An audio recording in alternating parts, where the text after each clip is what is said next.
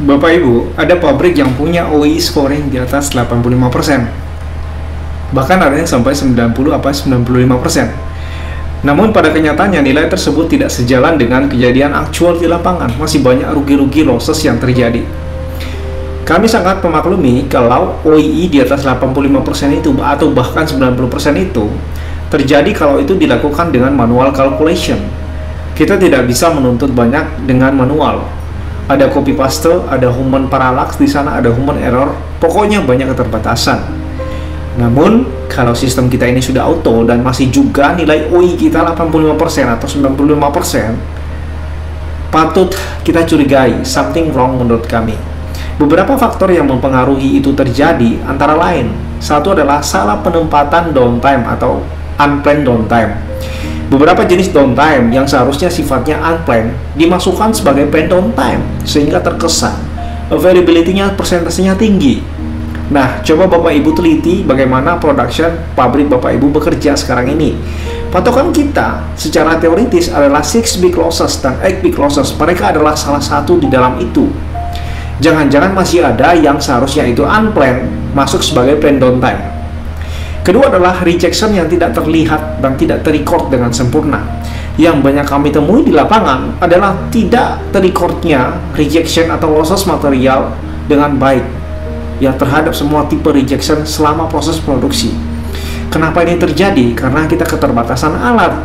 Salah satunya yang bisa mendeteksi dimensi kualitas rejectnya, OK-nya seperti apa, termasuk tipe rejectnya adalah kita kenal dengan nama Industrial Vision Camera atau Smart Sensor yang bisa memberikan adjustment kualitas ini rejectnya reject apa, OK-nya berapa dan segala macam.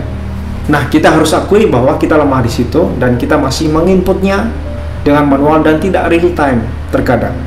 Ketiga adalah pekerjaan reworking. Pekerjaan reworking seharusnya adalah sebuah losses bagi pabrik karena pada akhirnya reworking akan memakan alokasi waktu dan energi untuk memprosesnya menjadi produk good lagi. Memang sih tidak ada material yang losses ya, tidak terjadi scrap di sana. Yang ada adalah waktu overtime-nya. Nah, beberapa pabrik masih menganggap reworking ini bukan sebagai satu losses ya. Dan itu seharusnya tidak terjadi karena itu adalah losses. Keempat adalah tambahan kerja yang tidak terrecord dan tidak tercapture dengan baik. Yang penting target tercapai. Nah, untuk mengejar target, terkadang teman-teman produksi menambah jam kerja mereka di luar dari yang sudah ditetapkan. Dan hal itu pun tidak dilaporkan atau tidak terrecord ke dalam sistem. 1 jam, 2 jam sebagai tambahan pekerjaan, yang penting target tercapai. Nah, ini juga yang menyebabkan secara performance targetnya kelihatan bagus. Namun, tidak seperti itu harusnya. Kelima adalah cycle time yang tidak seharusnya. Cycle time yang digunakan sebagai standar terlalu lambat atau tidak seharusnya. Coba Bapak Ibu manajer production gunakan stopwatch dan ke lapangan lah ya, tes apakah speed standar ini sama dengan aktualnya dan bagaimana perbedaannya. Lakukanlah dengan Gemba. Keenam, perpindahan produk ke lini atau ke mesin lainnya tidak terrecord dengan baik. Hasil produksi yang tidak dedicated sampai pada ujungnya, kemudian dalam perjalanannya material atau sheet atau apapun itu kemudian dipindahkan dengan alasan apapun ke lini lainnya atau ke mesin lainnya, dan ini tidak tercapture, tidak terrecord dengan baik perpindahannya sehingga produknya tidak tertracing dengan baik. Dan pabrik kalau dihadapkan pada case seperti ini kadang-kadang tetap menganggap bahwa lininya itu terutilize dengan baik meskipun ada perpindahan. Sementara penyelesaian barangnya atau finishingnya itu tidak dilakukan di lini ini, tapi di lini lainnya. Bagaimana bisa dia mengatakan bahwa lininya terutilize dengan baik? Tapi kenyataannya ada pabrik seperti itu. Ketujuh adalah kesalahan pada design engineering, ya, balancingnya tidak baik dan tidak sustain.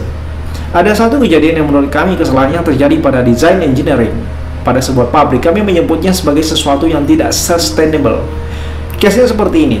Karena produksi yang dilakukan dengan full system, penggunaan mesin packing pada ujungnya ya tidak sebanding dengan feeding material di awal. Akhirnya tidak balance dan kesannya di bagian packing terlalu berlebihan mesinnya.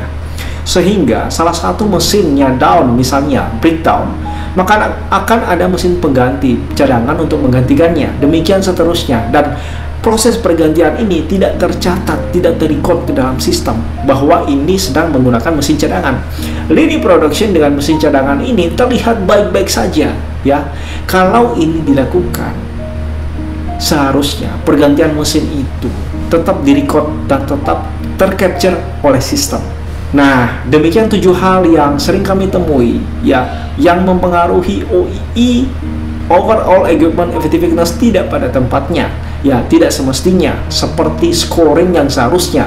Mudah-mudahan ini bisa bermanfaat, memberikan evaluasi buat kita semua. Salam digitalisasi, ikuti terus penjelasan YouTube kami.